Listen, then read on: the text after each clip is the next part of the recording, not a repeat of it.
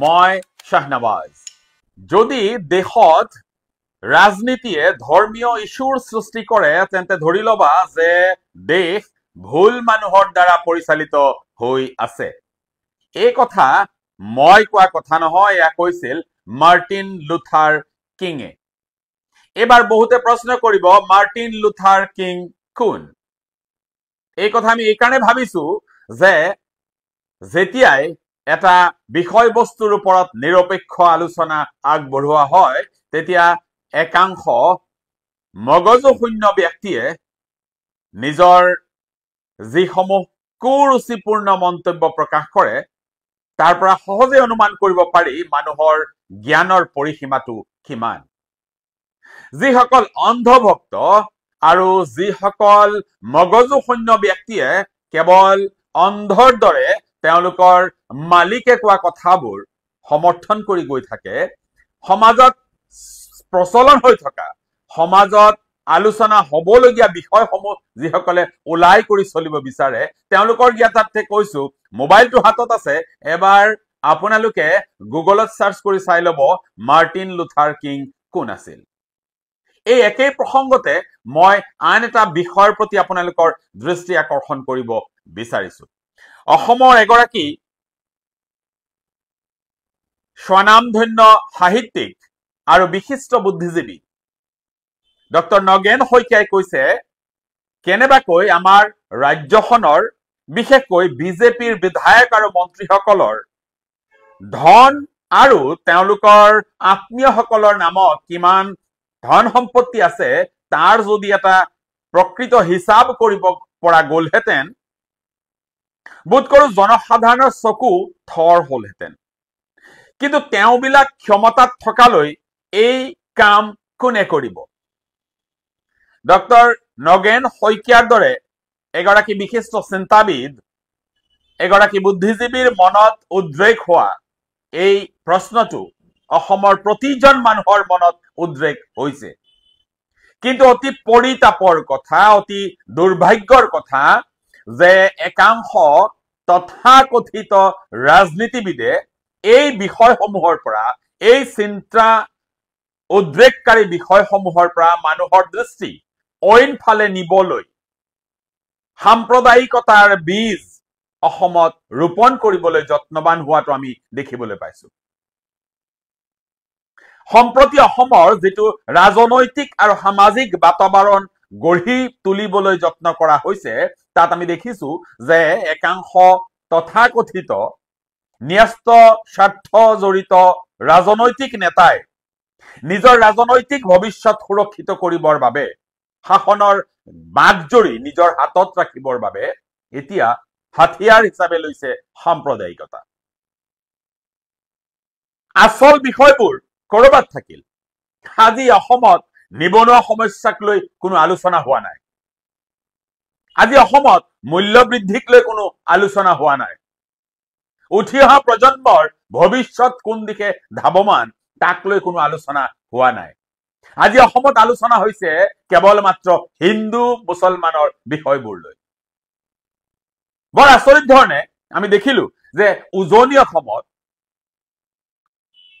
600 পদবীৰ বাবে আবেদন আহ্বান কৰা হৈছে আৰু তাত প্ৰায় 6000 বহিৰাগত প্ৰাৰ্থীয়ে ভিৰ কৰিছে সেই চাকৰিৰ বাবে। কাৰণটো হৈছে তাত অসমীয়া ল'ৰাৰ চাকৰি কৰাৰ সেই মানসিকতাটো নাই। আজি অসমৰ পৰিৱেশ পৰিস্থিতি ধৰ্মৰ সৈতে এনেদৰে সম্পৃক্ত কৰি দিয়া হৈছে যে প্ৰতিজন ডেকা এতিয়া উঠি পৰি লাগিছে অসমখনক মিয়ামুক্ত কৰিবলৈ, অসমখনক এক প্ৰকাৰ মুছলমান মুক্ত কৰিবলৈ। দল সংগঠনবোৰৰ আহৰি নাই, তেওঁলোক চূড়ান্তভাৱে ব্যস্ত হৈ পৰিছে। ঘৰে ঘৰে অভিযান চলিছে। মিয়ামুক্ত উজনি অসম, মিয়ামুক্ত অসম তেওঁলোকে বিচাৰিছে। সন্দেহৰ ভিত্তিত একাংশ ব্যক্তিক টাৰ্গেট কৰি তেওঁলোকৰ ওপৰত নিৰ্যাতন চলোৱা হৈছে। তেওঁলোকক অবৈধ বাংলাদেশীৰ লেবেল লগাব বিচৰা হৈছে। এই যে প্ৰৰোচনা কৰি একাংশ দল সংগঠনক এতিয়া অসম চলোৱাৰ দায়িত্ব অৰ্পণ কৰি কিছুমান ব্যক্তিৰ বাবে মামা এতিয়া বিটিআৰ অঞ্চলত গৈছে বিটিআৰ অঞ্চল জ্বলাবলৈ। আমি দেখিলো যে বিটিআৰত গৈ যিটো পৰিৱেশ সূচনা কৰিব বিচাৰিছে, যি ধৰণৰ মন্তব্যসমূহ কৰিছে, সেই মন্তব্য বিটিআৰৰ কোনো উন্নতি সাধন নকৰে। তাত বিটিআৰ প্ৰশাসনক উদ্দেশ্যি কৈছে যে প্ৰশাসনে অসমীয়া মানুহখিনিক কাগজ বিচৰাৰ কোনো প্ৰয়োজন নাই। 1947 চনৰ কাগজ কোনো অসমীয়াৰ হাতত নাই। এই কথা কিছুমান ব্যক্তিৰ মামাই মঞ্চত চিঞৰি চিঞৰি কৈছে যে অসমীয়া মানুহৰ হাতত 1947 চনৰ কাগজ নাই, হয়তো ব্ৰিটিছৰ হাততো নাই বোলে। এইবাৰ মই সেইসকলৰ জ্ঞাতাৰ্থে মই জনাব বিচাৰিছো 1947 চনৰো 10 বছৰৰ আগৰ 1937 চনৰ কাগজ মোৰ ঘৰত মজুত আছে। মানে ব্ৰিটিছ প্ৰশাসনৰ অধীনত মাটিৰ পট্টা দেখিবলৈ কেনেকুৱা, যদি কাৰোবাৰ চাবলৈ মন আছে, এই দুষ্প্ৰাপ্য এই কাগজসমূহ আমাৰ তলৈ আহিব, আমি দেখুৱাই দিম। এই যে অসমীয়া মানুহৰ হাতত 1947 চনৰ কাগজ নাই, এই কথাষাৰ কৈ কি বুজাব বিচাৰিছে সকলোৰে বা কিছুমানৰ বাবে মামাই, আমি বুজি পোৱা নাই। তেওঁ কৈছে যে কাগজ বিচাৰিব লাগে সেইসকলৰ পৰা যিসকল বাংলাদেশৰ পৰা আহিছে। এইবাৰ প্ৰশ্নটো হৈছে বাংলাদেশৰ পৰা কোন আহিছে, এই কথাটো আজি স্পষ্ট হোৱা নাই। কেৱল সংখ্যালঘু বাঙালী মুছলমানসকলক টাৰ্গেট কৰি, মিয়া মুছলমানসকলক টাৰ্গেট কৰি তেওঁলোকক নিৰ্বাচনৰ আগে আগে হাতিয়াৰ হিচাপে ব্যৱহাৰ কৰি কোৱা হয় যে এওঁলোক অবৈধ বাংলাদেশী।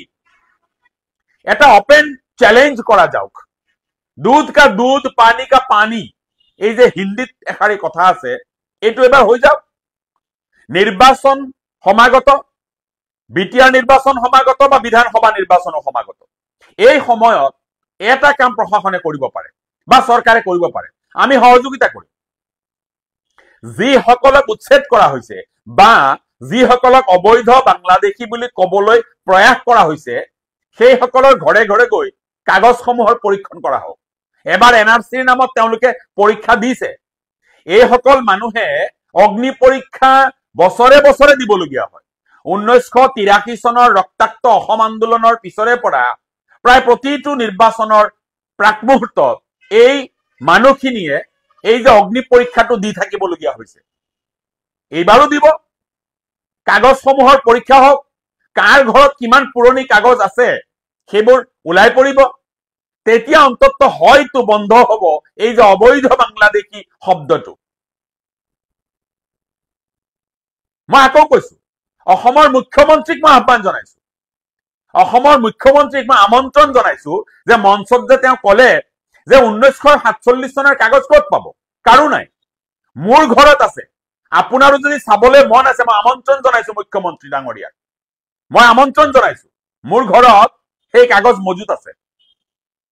আজি মই কলো বেছিভাগ মানুহ যিসকলক অবৈধ বাংলাদেশী বুলি কবলৈ প্ৰয়াস কৰি থকা হৈছে, তেওঁলোকৰ ঘৰত আপোনালোকে গলে তেওঁলোকৰ ঘৰত আপোনালোকে ব্ৰিটিছ চৰকাৰৰ দিনত প্ৰদান কৰা ভূমিৰ খাজনা বা ভূমিৰ সেই নথি আপোনালোকে পাব। তাৰ পিছতো কেৱল মাত্ৰ সন্দেহৰ ভিত্তিত কিছুমান মানুহ মুছলমান হোৱা বাবে তেওঁলোকক অবৈধ বাংলাদেশীৰ লেবেল লগাবলৈ যত্ন কৰি থকা হৈছে। আজি বৰ আচৰিত ধৰণে বিটিআৰত নিৰ্বাচনী প্ৰচাৰ চলাবলৈ গৈ একাংশ ব্যক্তিৰ বাবে মামাই কৈছে যে প্ৰতিদিনেই বাংলাদেশী সোমাই আছে। এই যে কথা বতৰাবোৰ মুখেৰে কৈ দিয়ে আৰু একাংশই তাত হাত চাপৰিৰে সমৰ্থন জনায়, মই প্ৰশ্ন কৰিব বিচাৰিছো যে নিৰ্লজ্জ এই মন্তব্যটো কিদৰে কৰিবলৈ পালে এগৰাকী ব্যক্তিয়ে? সাংবিধানিক পদবীত থকা ব্যক্তি এগৰাকীৰ মুখেৰে এই যে মন্তব্যটো যে প্ৰতিদিনেই বাংলাদেশী সোমাই আছে, ক'ত গ'ল পুলিচ প্ৰশাসন, ক'ত গ'ল বিএছএফ, ক'ত গ'ল চৰকাৰৰ সেই দম্ভ মৰা কথা বতৰাবোৰ? কটকটীয়া নিৰাপত্তা নিৰাপত্তা বেহু ফালি বাংলাদেশী যদি প্ৰতিদিনেই সোমাইছে তেন্তে প্ৰশাসন ব্যৱস্থা ফেইলিয়ৰ হৈছে অসমৰ মুখ্যমন্ত্ৰীয়ে ইমিডিয়েটলি ৰেজিগনেশ্যন কৰিব লাগে য'ত তেওঁৰ মুখেৰে নিজেই স্বীকাৰ কৰিছে যে প্ৰতিদিনেই বাংলাদেশী সোমাইছে প্ৰতিদিনেই হুৰে হুৰে বাংলাদেশী অসমলৈ যদি সোমাইছে প্ৰশাসন ব্যৱস্থাটো পুলিচ প্ৰশাসন ফেইলিয়ৰ হৈছে কৰবাত নহয় কৰবাত নহলে কিদৰে অবৈধভাৱে সীমান্ত পাৰ হৈ বাংলাদেশী অসমত সোমাব পাৰে এই যে নিৰাপত্তা ব্যৱস্থাটোৰ সুপুলা স্বৰূপ য'ত আইন শৃংখলাৰ সম্পূৰ্ণ দায়িত্বত অসমৰ মুখ্যমন্ত্ৰী নিজেই আছে তাহাত অসমত জানো আইন শৃংখলাৰ পৰিস্থিতি আছে তেওঁৰ ভাষাতেই কৈছো যদি সঁচাকৈ অসমত আইন শৃংখলা বৰ্তি আছে কিদৰে সম্ভৱ প্ৰতিদিনেই বাংলাদেশী সোমাবলৈ এই যে নেৰেটিভটো এই নেৰেটিভটোৰ লগত সুৰ মিলাই আমি ক'ব বিচাৰিছো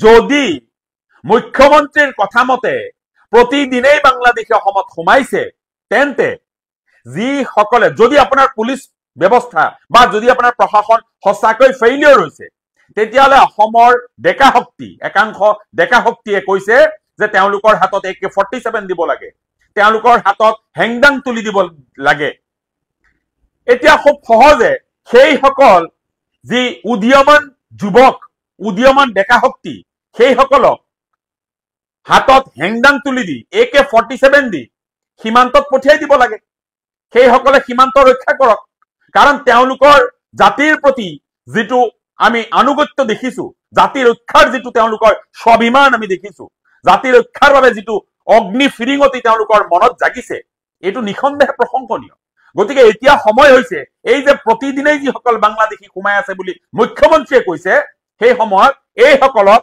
সীমান্তত পহৰা দিয়াৰ ব্যৱস্থা কৰিব লাগে এইসকল হেংদাং লৈ AK-47 লৈ সীমান্তত এটা অবৈধ দুৰ্গ গঢ়ি তুলিব লাগে যাতে কোনো বাংলাদেশীয়ে এনেদৰে অসমত প্ৰৱেশ কৰিব নোৱাৰে কাৰণ এনেদৰে যদি প্ৰতিদিনেই অসমত বাংলাদেশী প্ৰৱেশ কৰে অসমৰ পৰিস্থিতি ভয়ানক হ'বলৈ আৰু বেছি দিন নাই এই কথা বতৰাবোৰ সুধী সমাজে ভাবিব হৈছে কেৱল ৰাজনৈতিক ভাৱে এটা বিষয় আগবঢ়াই নিয়াটো যুক্তিসংগত হয় জানো গতিকে আমি বিচাৰিছো যে যিহেতু এইসকল দল সংগঠন প্ৰতি মুহূৰ্তত সজাগ আৰু সচেষ্ট হৈ আছে অসম ৰক্ষা কৰিবৰ বাবে বাংলাদেশী এনেদৰে অসমত সোমাবলৈ দিয়া নহব অসমত এনেদৰে বাংলাদেশী সোমোৱা কথাটো অসমীয়া কোনো কাৰণত মানি ল'ব নোৱাৰে গতিকে তেওঁলোকৰো দায়িত্ব আছে দল হিচাপে সংগঠন হিচাপে প্ৰতিটো দল সংগঠনৰ মানুহ হাতত AK-47 লৈ হাতত হেংদাং তুলি লৈ তেওঁলোকে বিচৰা ধৰণে তেওঁলোকে গৈ সীমান্ত পহৰাৰ ব্যৱস্থা তেওঁলোকে কৰিব লাগে নহলে অসমৰ পৰিস্থিতি বিষম হ'ব অসমৰ মুখ্যমন্ত্ৰী নিজ মুখেৰে কৈছে অসমত প্ৰতিদিনেই বাংলাদেশী সোমাই আছে আজি অসমৰ পৰিৱেশটো এনে কৰিব বিচৰা হৈছে য'ত নগেন শইকীয়া ডক্টৰ নগেন শইকীয়াৰ দৰে বুদ্ধিজীৱীয়ে কৈছে যে অসমৰ মুখ্যমন্ত্ৰীয়ে সাম্প্ৰতিক যি কাম-কাজ কৰিছে সেই সাম্প্ৰতিক কাম-কাজে আমাক ভয়াক্ত কৰিছে অসমৰ এগৰাকী বিশিষ্ট বুদ্ধিজীৱী সাহিত্যিক ডক্টৰ নগেন শইকীয়াই কৈছে যে মুখ্যমন্ত্ৰীৰ সাম্প্ৰতিক কাম-কাজে আমাক ভয়াক্ত কৰিছে তেতিয়ালে চিন্তা কৰক যে অসমৰ পৰিৱেশ পৰিস্থিতি কিমান ভয়ংকৰ হৈছে এছামৰ বাবে এটা বিষয় হৈছে তেওঁলোকে এই বিষয়বিলাক লৈ ৰাজনীতি কৰিব বিষয়বিলাক লৈ নিজকে হিৰো সজাবলৈ যাব সেইবোৰ কথাৰ ঊৰ্ধত গৈ এগৰাকী চিন্তাবিদ এগৰাকী বুদ্ধিজীৱীৰ এই যিটো কথা যে মুখ্যমন্ত্ৰীৰ সাম্প্ৰতিক কাম-কাজে আমাক ভয়াক্ত কৰিছে ই চিন্তনীয় বিষয় অসমৰ প্ৰতিজন মানুহে এই বিষয়সমূহ চিন্তা কৰি চোৱাটো দৰকাৰ নহলে এই যে অসমত যি অৰাজক পৰিৱেশ সৃষ্টি হৈছে এই যে গুণ্ডাৰাজ চলাবলৈ যিটো এটা প্ৰয়াস কৰি থকা হৈছে এই গুণ্ডাৰাজে কিন্তু অসমৰ ভৱিষ্যত উঠি অহা প্ৰজন্মক কুঙাহে কৰিব কথাবোৰ ভাবি চাব যুক্তিসংগত হলে আপোনালোকে কমেন্ট কৰিব শ্বেয়াৰ কৰিব